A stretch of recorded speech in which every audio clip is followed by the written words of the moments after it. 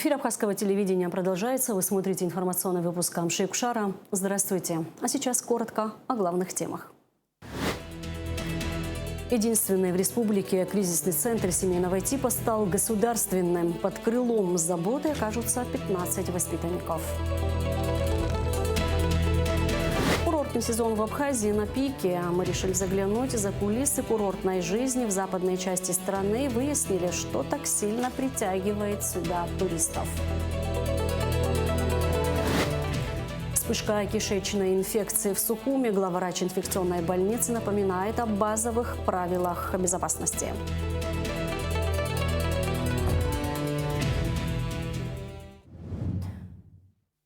Республика Науру прекратила дипломатические отношения с Южной Осетией. Ранее аналогичное решение было принято и в отношении Абхазии. В МИД Южной Осетии разрыв связи связали с внешним политическим давлением со стороны Грузии и Запада, а не двусторонними разногласиями. В ведомстве подчеркнул, что Цхинвал продолжит работу по расширению международных контактов, опираясь на стратегическое партнерство с Россией.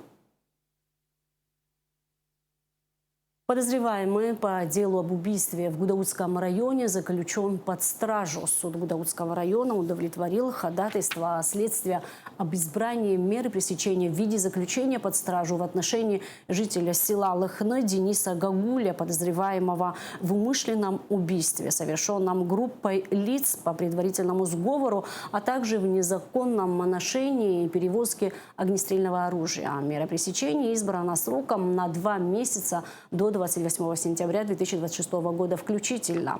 Как сообщалось ранее, прокуратура Гудаутского района возбудила уголовное дело по факту убийства Эрика Крия 28 июля. По данным прокуратуры, Денис Гагуля частично признал вину, однако отрицает участие в преступлении других лиц.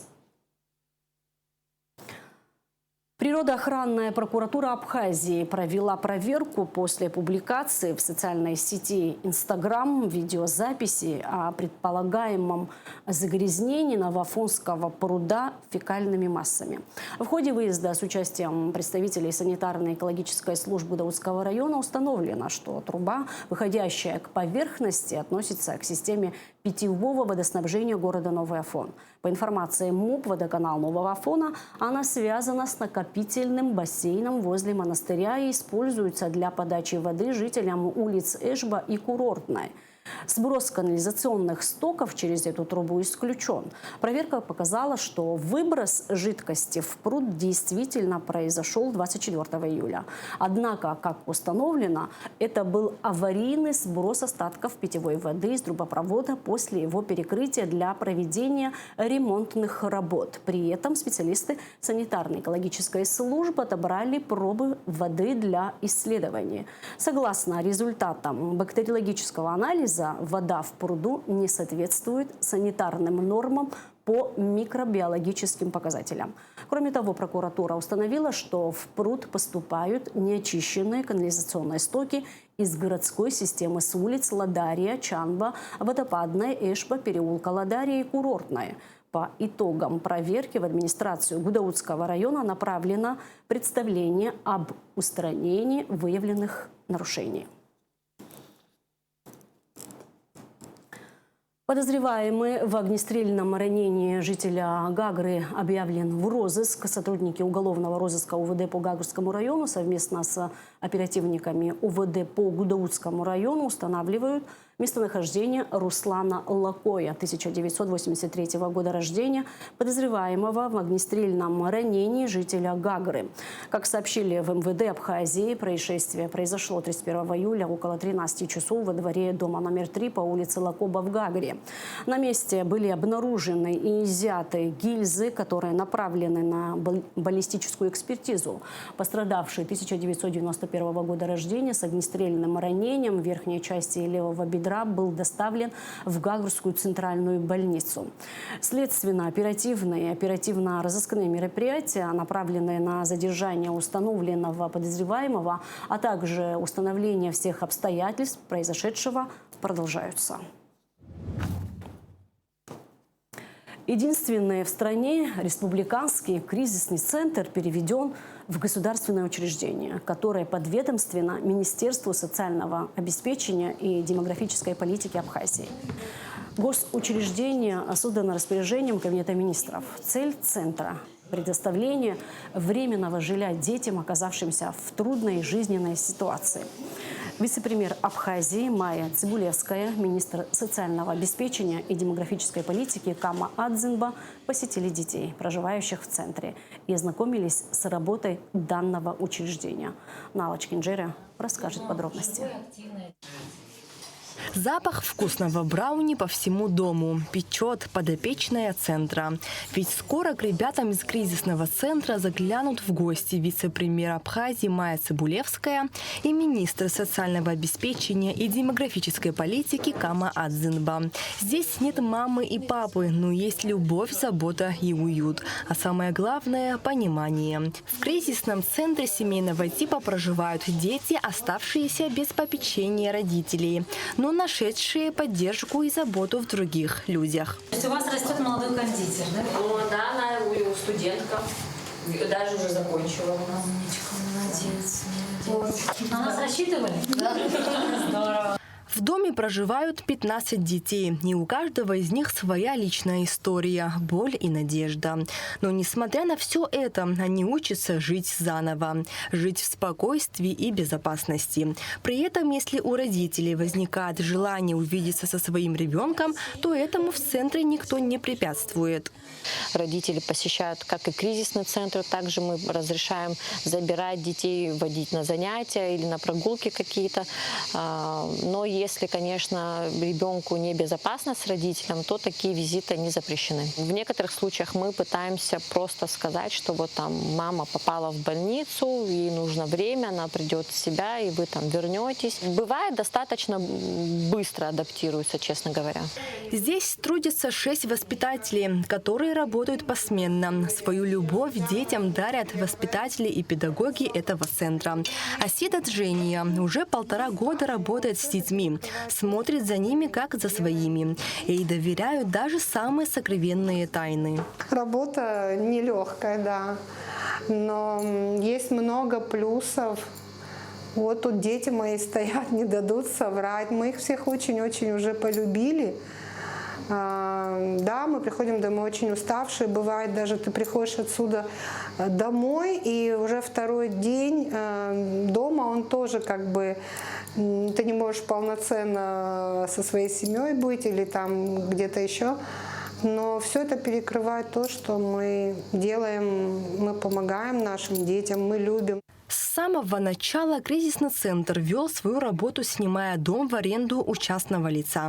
В этом им помогала благотворительная общественная организация «Панорама» и «Гераз» при поддержке международных организаций и правительства республики. Но платить за аренду, обслуживать весь дом и закрывать базовые потребности детей становилось тяжелее. И вот спустя 2 года вопрос был решен. Государство полностью взяло все обязательства этого центра на себя. Вы знаете, я вот посмотрела помещения, они абсолютно вот действительно пахнут домом. Ведь основная задача кризисного центра не просто дать ребенку возможность где-то переночевать, а то, что вы создаете вот этот родительский уют, счастье, домашнюю атмосферу и запах вкусного брауни, это очень много значит. Прибирают же сами? Ну, конечно, да, естественно. За них мы точно ничего не делаем. Они сами занимаются уборкой, они должны понимать, за порядком следят. Обыкновенную жизнь свою живут. Да, да. В центре ребенок может находиться не больше 6 месяцев. Здесь под свое крыло берут детей до подросткового возраста. Поговорить с детьми нам не удалось, так как не все хотят, чтобы их снимали. Деятельность, которую курировало Министерство социального обеспечения в вопросе кризисного центра, показала нам необходимость создания государственного учреждения. Эта деятельность должна быть под контролем государства, дети должны быть защищены. И в целом назрел момент для того, чтобы государство полностью контролировала, регулировала и поддерживала эту сферу. В кризисном центре семейного типа для детей есть все условия.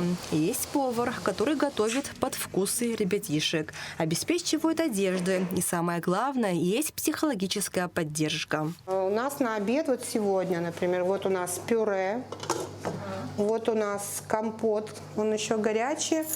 Вот у нас тефтели, еще овощное рагу. Она уже поставила, вот оно. Вот.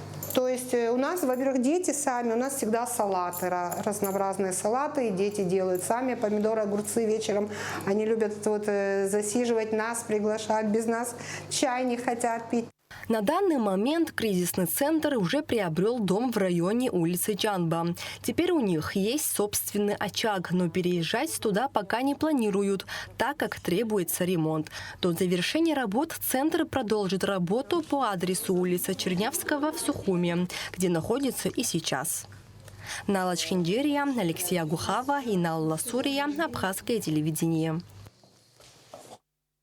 Взаимодействие Министерства по чрезвычайным ситуациям Абхазии с профильными структурами и посольством России в республике обсудили Вячеслав Гладков и Аляс Авицба.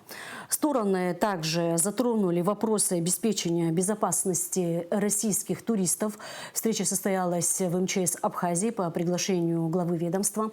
В ходе беседы Вячеслав Гладков подчеркнул вклад Аляса Авицба и других добровольцев из Абхазии в СВО.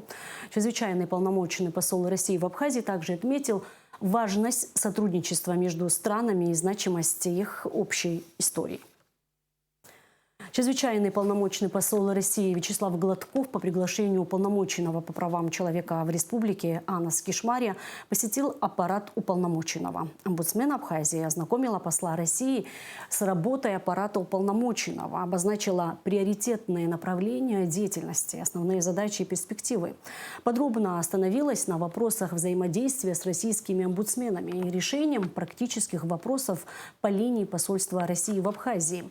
Посол отметил профессиональный штат сотрудников уполномоченного по правам человека в Абхазии, укомплектованного квалифицированными юристами и настроенными на практическую помощь людям. Глава МЧС Аляс Авицба проинспектировал подразделения в Гудаутском и Гагрском районах. В ходе поездки министр ознакомился с условиями несения службы, состоянием материально-технической базы и работой пожарно-спасательных частей. Как сообщили в пресс-службе МЧС Абхазии, в ходе инспекции были выявлены проблемы, требующие оперативного решения. В частности, в пожарно-спасательной части Нового Афона установлено, что загроможденные транспортом подъездные пути затрудняют выезд пожарной техники, что может повлиять на скорость реагирования при чрезвычайных ситуациях. Кроме того, проверка показала необходимость совершенствования системы оперативной связи и укрепления материально-технического обеспечения подразделений. По данным ведомства, министр также встретился с личным составом пожарно-спасательной части Гагры и поблагодарил администрацию города за поддержку подразделения. В администрации Гулрыбского района прошло заседание комиссии по вопросам неблагополучных и малоимущих семей под руководством первого заместителя главы администрации Левтины Ажиба. Участники обсудили медицинское сопровождение и меры социальной поддержки семей, находящихся в зоне особого внимания. По информации детского педиатра Центральной районной больницы Дарьи Тарасовой, благодаря выездной работе в селах охват вакцинации в районе достиг 12,5%. Это лучший показатель среди районов республики. До конца года планируется увеличить его как минимум до 30%. Для этого медсестры будут проводить обучающие занятия для персонала, а педиатры – информационные встречи с родителями. Также планируется наладить систему диспансеризации детей. На следующей неделе запланирован выезд врача в село Багмара. Кроме того, рассматривается возможность организации при школах оздоровительных смен по типу детских лагерей. По предложению Левтины Ажиба, после выстраивания общей системы работы будет установлен отдельный контроль за семьями, находящимися в наиболее сложной жизненной ситуации. Межведомственную целевую программу «Абхазская модель молодежной политики» представили на конференции в Сухуми.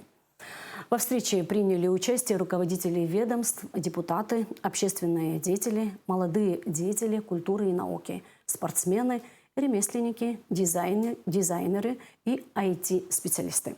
Мероприятие организовано Госкомитетом по делам молодежи и спорту.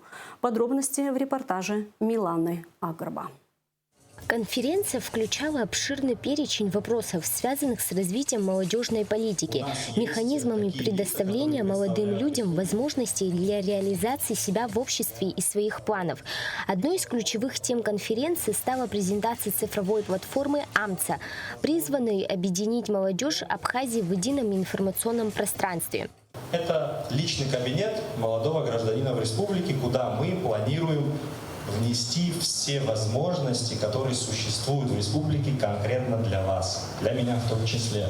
То есть одним кликом мы получаем все эти возможности у себя в личном кабинете. Участники обсудили проект межведомственной программы, предусматривающей поддержку молодежного предпринимательства, создание условий для самореализации молодых людей, развитие цифровых сервисов, популяризацию абхазского языка в цифровой среде и молодежных медиапроектов. Главной угрозой является наркомания.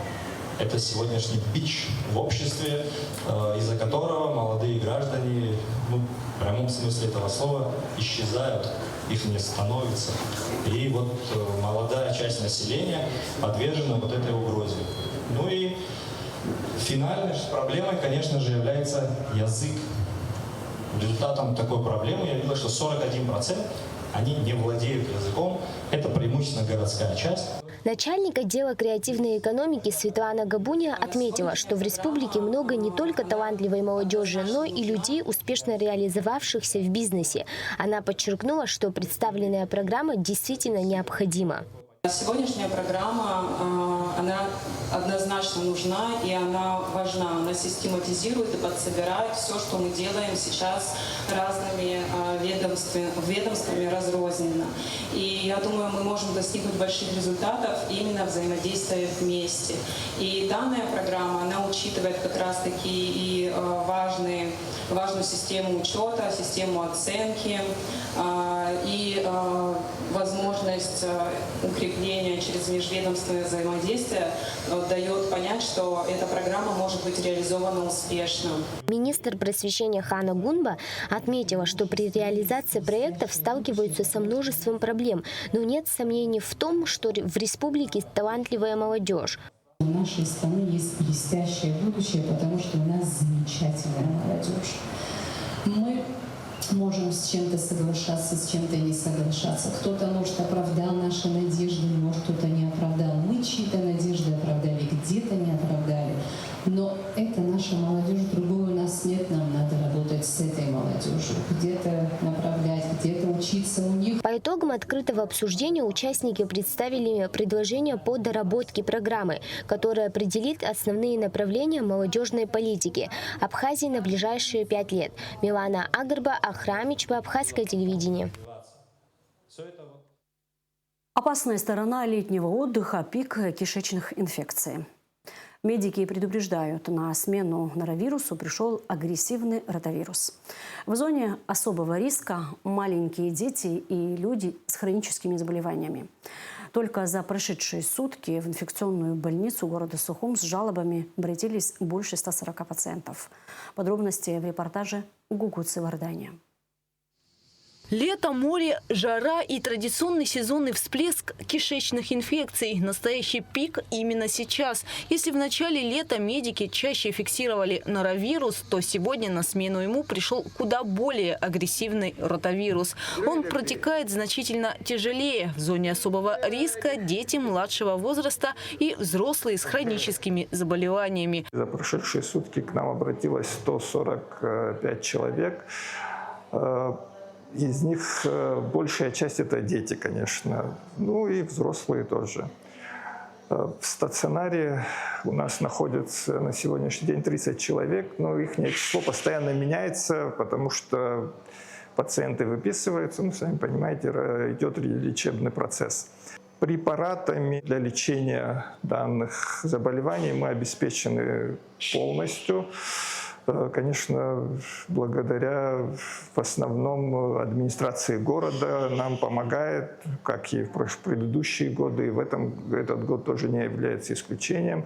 Мы обеспечиваем препаратами стационарных наших пациентов. Хотел бы отметить, и Министерство здравоохранения тоже ежегодно, также и в этом году, тоже оказывает нам помощь с медикаментами. Пациентов много, но врачи справляются. Впервые за весь постковидный период больница полностью закрывает потребность в кадрах своими силами, без привлеченных бригад со стороны. Прошлые и позапрошлые года к нам приезжали доктора из Российской Федерации на помощь.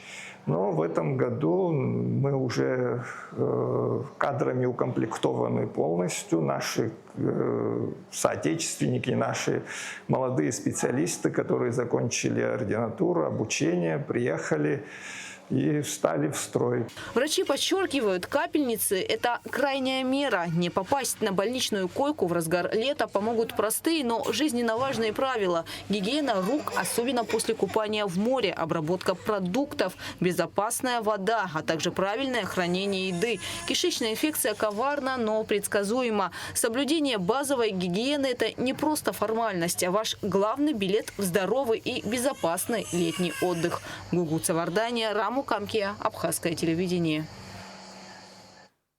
Туристический сезон в западной части Абхазии в самом разгаре. Насколько заполнены отели? Какие экскурсии пользуются наибольшей популярностью? Что притягивает путешественников в страну души и откуда они приезжают? Об этом в материале Лауры Капш.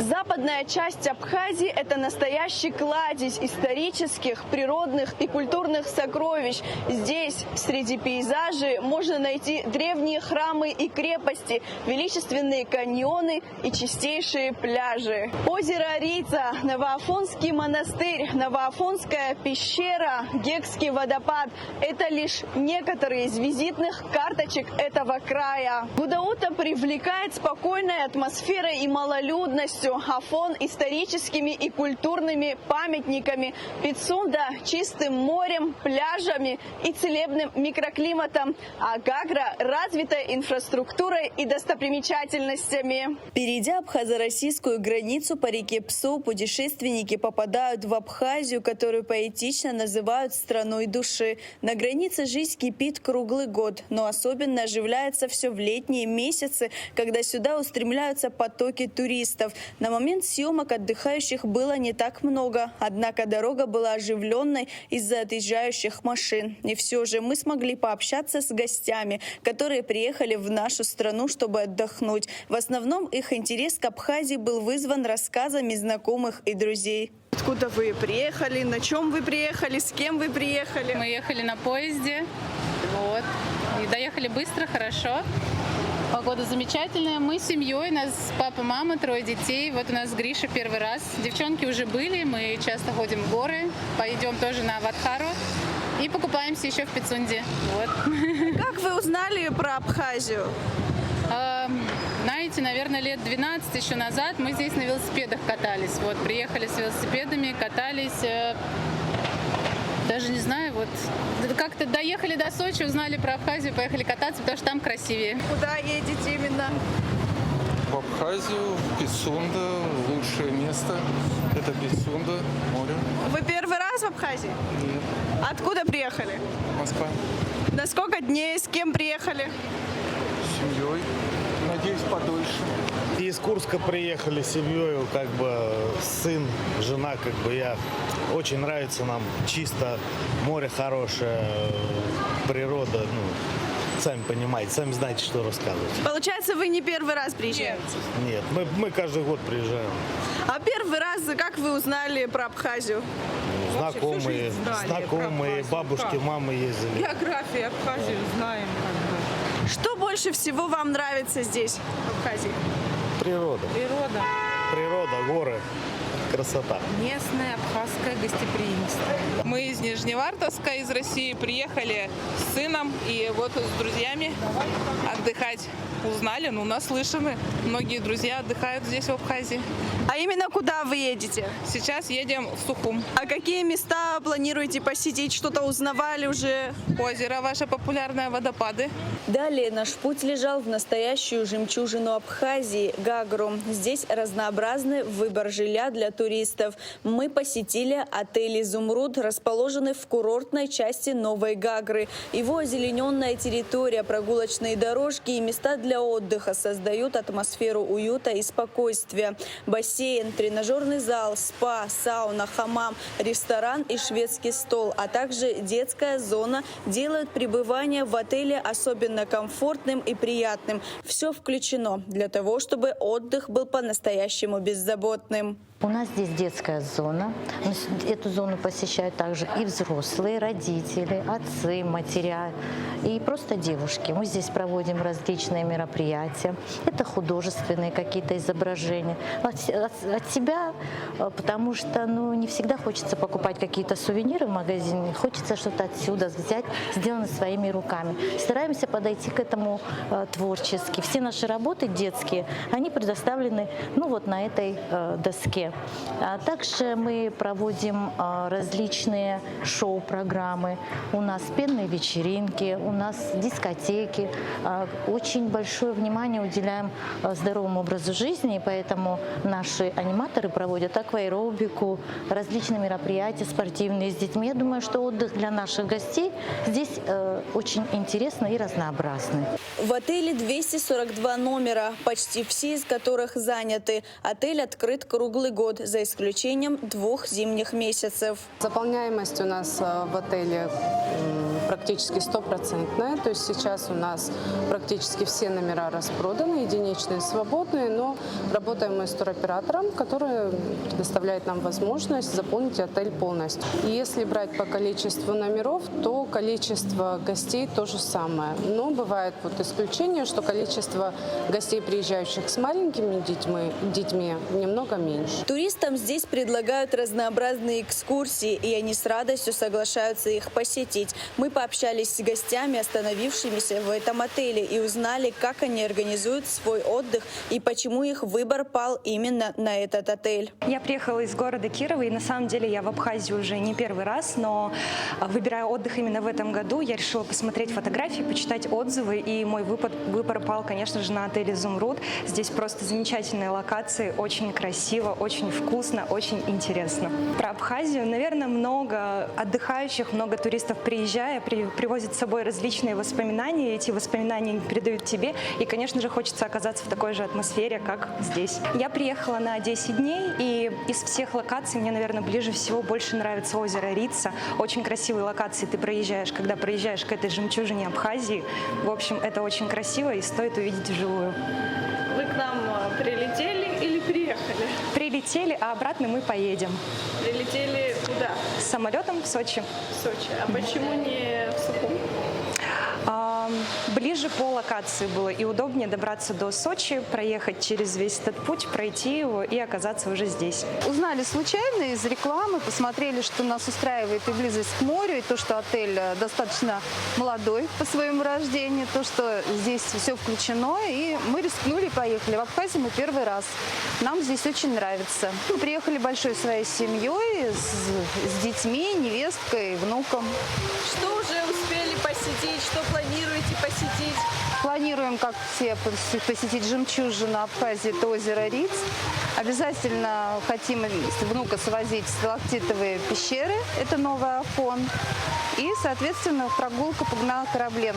Больше, наверное, у нас пока времени не хватит на все остальное. Питание тоже замечательное. Голодными не ходим, даже мечтаем, чтобы немножко испытать чувство голода. Здесь мы пробовали в нашей столовой все, в нашем кафе. И здесь действительно все очень вкусно готовят, поэтому даже нет желания куда-либо идти. Посетить Гагарскую набережную, находясь в Гагре, обязательное условие для любого гостя этого места. Днем пляжи не так заполнены отдыхающими, но вечером набережная оживает и наполняется гостями. Они с удовольствием проводят здесь время, гуляют, дышат морским воздухом и любуются красивыми закатами. С радостью делятся впечатлениями об Абхазии, рассказывают, что успели посетить, как добрались и, конечно, как узнали об этом удивительном месте. Приехали первый раз в Абхазию, приехала с семьей. Мы из Нижнего Новгорода. Всем привет. Вот, очень нравится, очень душевный, теплый, уютная страна. Знаете, такое ощущение, как будто бы приехала в деревню к бабушке, но на все лето. Отдыхается очень хорошо. Я приехал первый раз в Абхазию. Вот, меня поразило первое, что я на даче Сталина был в озере Рица. Потом конные прогулки сегодня у нас были очень замечательные в ущелье Баба-Яга. И мы катались еще на лодочке по набережной. Нам показали самое интересное: дача Хрущева, которая сейчас дача Путина, дача Горбачева, вот, потому что для меня все это было интересно. И, конечно, ваша кухня. Очень все вкусно. Мы питались в нескольких ресторанах. Домашняя еда самая вкусная. Сыр, вино. Я его не пил, но лимонада мне понравилось больше всего. Вот. Спасибо вам большое. И, если честно, по сравнению с другими курортами, я влюбился в вашу страну. Еще не раз вернемся сюда. Спасибо вам большое за ваше гостеприимство. Нам очень нравится Абхазия. В прошлом году мы приехали на пару дней буквально. Дети влюбились. Мы были в Пицунде, мы посмотрели новый Афон. Вот в этом году решили посмотреть Гагру. Очень круто вообще. Впечатляет природа, растительность, архитектура. Боже мой, даже эти заброшенные здания, это же очень круто. Ну, не знаю, впечатляет, очень впечатляет. Хочется вернуться еще. Ну вот как вы узнали про Абхазию? На самом деле, как бы многие-то ездят все равно и рассказывают, что здесь очень хорошо, здесь очень интересно. Именно море чистое, пляжи прекрасные, растительность, опять же. Вот эти вот заброшенные даже ваши города-призраки. Инстаграм. Сейчас очень-очень много в Инстаграме. Очень популярные как бы видеоролики. Очень много всего интересного именно прям про ваши достопримечательности. Очень классно. Местные жители в неофициальной беседе говорят, что туристы, конечно, есть. Возможно, их не так много, как в прошлые годы, но и утверждать, что их нет, было бы неверно. Есть и еще один момент. Туризм активно развивается в восточной части Абхазии, и многие гости нашей страны устремляются туда. Поэтому может сложиться впечатление, что туристов стало меньше. Абхазия – это страна, в которой каждый город словно дышит историей и красотой. Здесь, среди живописных пейзажей, душа находит умиротворение, а сердце – источник вдохновения. Абхазское гостеприимство создает неповторимую атмосферу уюта и тепла. Это отмечают не только местные жители, но и гости, которые уезжают отсюда с особенными воспоминаниями и теплом в сердце. Лаура Капш, Адам Арджиня, Абхазское телевидение. 31 июля исполнилось 10 лет со дня ухода выдающегося писателя Фазиля Искандера. В этот день в Москве состоялись памятные мероприятия, посвященные его жизни, творчеству и литературному наследию. На Новодевичьем кладбище прошел молебень у могилы писателя. Затем на Страстном бульваре состоялось торжественное открытие выставки «10 лет без Фазиля Искандера». Экспозиция будет открыта для посетителей с 31 июля по 31 августа, после чего продолжит работу на Гоголевском бульваре. Произведения Фазиля Искандера наполнены глубокими нравственными смыслами, яркими образами и любовью к Абхазии. Организаторами проекта выступили Межрегиональная организация писателей «Русский пенцентр», Библиотека искусств имени Боголюбова и научная библиотека и мемориальный музей «Дом Лосева». Проект реализуется при поддержке московской абхазской диаспоры. Информационными партнерами выставки стали издательства «Эксмо» и «Аст-Азбука». Прошло ровно 10 лет. Это десятилетие... Вот как здесь выступающие говорили, что подтвердили его действительно какую-то неприходящую такую ценность среди литературных вещей. Вот гость еще один пришел, простите. Спасибо. Это замечательный друг Фазиля, Геннадий Сорокаумов. Мы решили это сделать сейчас заметным, потому что, во-первых, все-таки обижается литература серьезная на то, что у нее место в нашей жизни общей очень сильно утеснено. И нужно и важно какие-то события, связанные с литературой, нам всем и в Абхазии, и в России поддерживать. Как-то, чтобы люди не забывали о литературе. Но литература, она со словом связана, а слово – это Бог. Мы хотим увековечить память его еще, знаете, какой вещью? Бронзовую доску повесить, ну, такую вот мемориальную, на дом в Москве, в Писательском доме. Он жил у метро «Аэропорт». Вот. И там он создал почти все свои произведения. Его кабинет всегда был, так сказать, занят Абхазией. Вот он жил и все создал там, но создал он в основном все-таки на абхазском материале, хотя по-русски абсолютно, на таком русском языке, который мало кому снится из коренных. В помещении Адыга Хасы состоялся цикл лекций, посвященных традиционному стилю и одежде народов Кавказа. Эксперты рассказали о богатстве и разнообразии костюмов черкесов, адыгов, абхазов и абазин, а также об исторических и культурных особенностях каждого народа. Мероприятие направлено на сохранение и популяризацию кавказского наследия. Подробности в материале Миланы Агрба. Лекции сопровождались мастер-классами и показом национальных костюмов. Эксперты выступили с лекциями, а также продемонстрировали слушателям элементы мужской и женской одежды. Сегодняшнее мероприятие проводится в рамках программ, в рамках проекта, который проводится среди победителей конкурса «Созидатели Абхазии». Одним из победителей конкурса является проект, который составлен Адыга Хаса, Республика Абхазия. По этому проекту, начиная с декабря прошлого года, проводится большое количество различных культурно-просветительных мероприятий. Заур Жмухов приехал из Нальчика в составе команды из 5 человек.